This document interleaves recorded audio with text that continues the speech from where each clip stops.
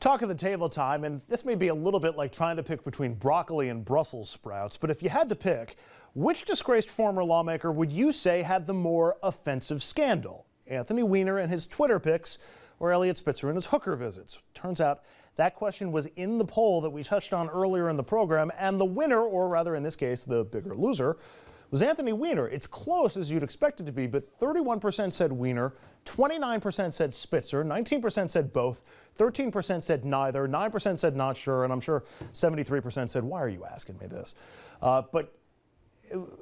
Does that caught me off guard a little bit, because you've got a guy who broke the law and resigned his office as governor versus a guy who just, I don't know, maybe I'm splitting hair. What? Surprised at all by that more people seem to think that Weiner did more wrong than Spitzer? Yes. I could not believe that poll when I saw it. The idea that somebody whose biggest crime that we know of, at least, is sending some illicit pictures on Twitter is more offensive than a guy who hired prostitutes while married. And I don't totally get it. But it's another element of this crazy election cycle we're in New York City with a very forgiving electorate, apparently. What is it? I mean, the Weiner thing was kind of a first of its kind. We hadn't really seen, I mean, we had Christopher Lee upstate, but we hadn't really seen lawmakers do that before. But is it the fact that he reached out to other people who he didn't know? Is that why? What's your take on this? But with Weiner, everybody that he was dealing with was an adult. He didn't send anything to a child. The biggest crime he would have been lying to the government. And if you contrast that to me with Eliot Spitzer, who is paying prostitutes, using police to drive him to have rendezvous with prostitutes on the public dollar, and then turning around in the morning and prosecuting people for the same conduct, I think that it's not even close. I think that Weiner had a lot of indiscretion, but it doesn't anywhere begin to reach the level of Eliot Spitzer. You want in on this, or you want to let you off the hook? You know what? Knowing both of them, no matter what Spitzer and Weiner, no matter what I say right now, I just will not win.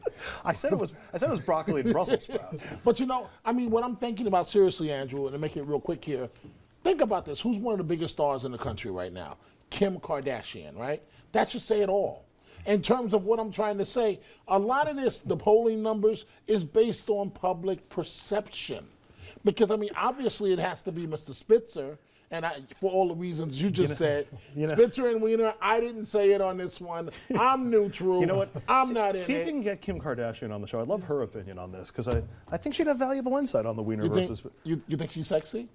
I'm not answering that. Up next, Spitzer, Weiner, Mark Sanford, and now Jim McGreevey, the former New Jersey governor who resigned as he came out of the closet in 2004, is back in the public sector accepting a job with the new mayor of Jersey City.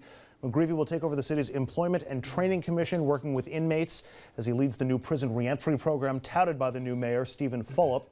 McGreevey insists he is not getting back into politics. Fulop says McGreevey is not getting back into politics, which of course leads to my question, is Jim McGreevey getting back into politics? Guess what? Jim McGreevey's getting back into politics. He's looking across the river at Spitzer, Weiner, and he's saying, why not me too? I assume that's the lesson for any disgraced politician out there, right? Yeah, actually, I read a really good article. I wish I could credit who wrote it, but I can't remember. But it was about how we have basically decided that scandals no longer kill political careers. And you see that with Bill Clinton. I mean, he didn't run for another office, but he's basically completely rehabilitated in the public eye. His wife may be president in a few years. You see that all the way on down to the Spitzer poll numbers, the Weiner poll numbers, et cetera. I just don't think sex scandals especially can kill your career anymore. And McGreevey didn't really have a sex, well, he did. That was more, he had his lover on the payroll, and that may have been the bigger problem for McGreevey there. By the way, in all of this, Mark Sanford, I read today, he's now backing a bill that would basically defund the Appalachian Trail promotional thing, which is, I mean, that's just cut and bait and running. All right, finally, it's a question that no one had ever asked before it came on the Sci-Fi Channel last night. That question, of course, what the heck is a Sharknado? Get out of there! Get out of the way!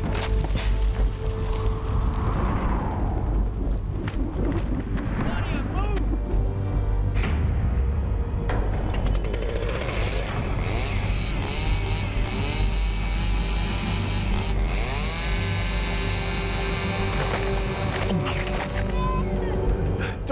I'm sure he's fine.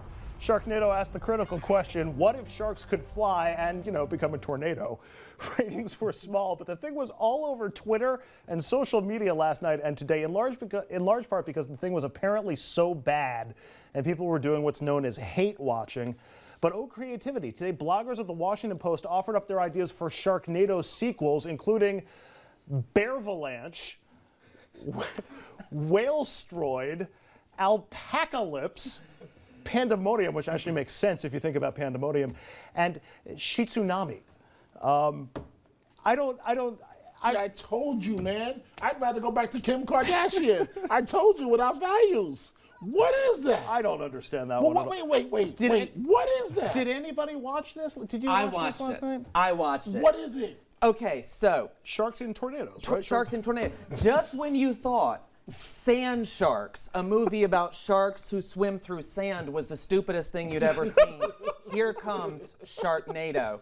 And let me tell you, it was a triumph of casting, because when you think of a movie of the quality that Sharknado was, Tara Reid is the first name that comes to mind. She was in this thing? She starred in it. Oh, my goodness. And Ian Ziering from 90210. So somebody wrote this. Oh, yeah.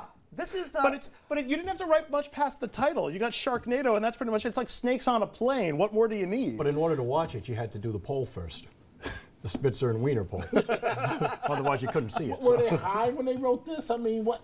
No, Sci-Fi does a lot of fantasy stuff of this ilk. And actually, what's interesting is about this, it exploded on the internet. It got about 5,000 tweets really per did. minute. But actually, the initial ratings are lower than expected. It only had about 1 million people watch it. And even by Sci-Fi standards I read, that's on the low side.